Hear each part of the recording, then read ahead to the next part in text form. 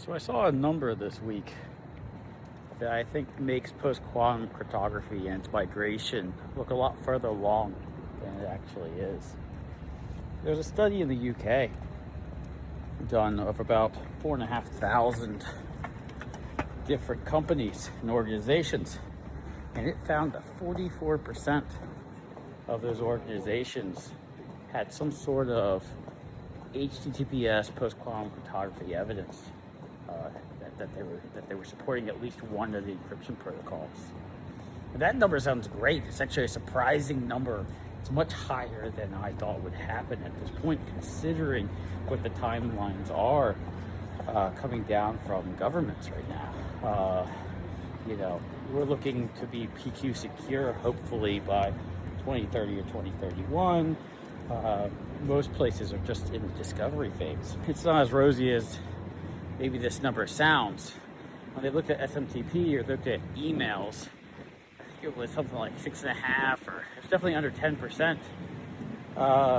Were actually PQ secure, and that's obviously a much smaller number. And they dug even deeper, and they found that the number of organizations out of the 4,500 that they were observing, only like 150 or so actually had SMTP and HTTPS post-quantum secure. And you dig even deeper and you find that there were no signed certificates that they found anywhere. Digging even further, they also found that most of this was done by single group infrastructure providers, right? So on HTTPS, most of that, I think 70% about, was actually because Cloudflare was supporting post-quantum cryptography protocols. And on the SMTP side, almost 100% was Google supporting post-quantum secure email. Pretty much no other email provider has post-quantum secure email. So as you can imagine, all right, this isn't actually organizations becoming ready for post-quantum.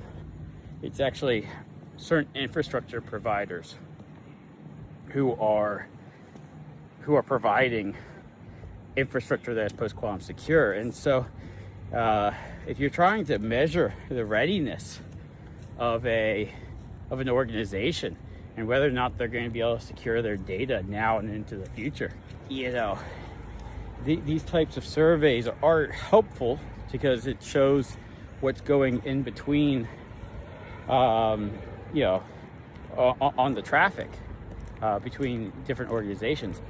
But it's not showing you whether or not they know where the cryptographical assets are, whether they know the importance of the data behind that cryptography, and what that cryptography is actually, what protocols are securing that that data.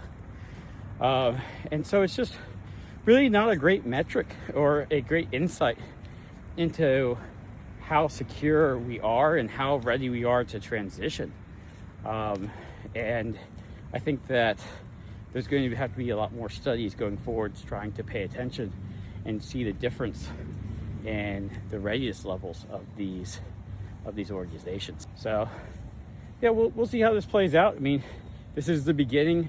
The UK has announced that's pretty much in the discovery phase until about 2028, I believe. So they're still trying to even just figure out how to define this problem.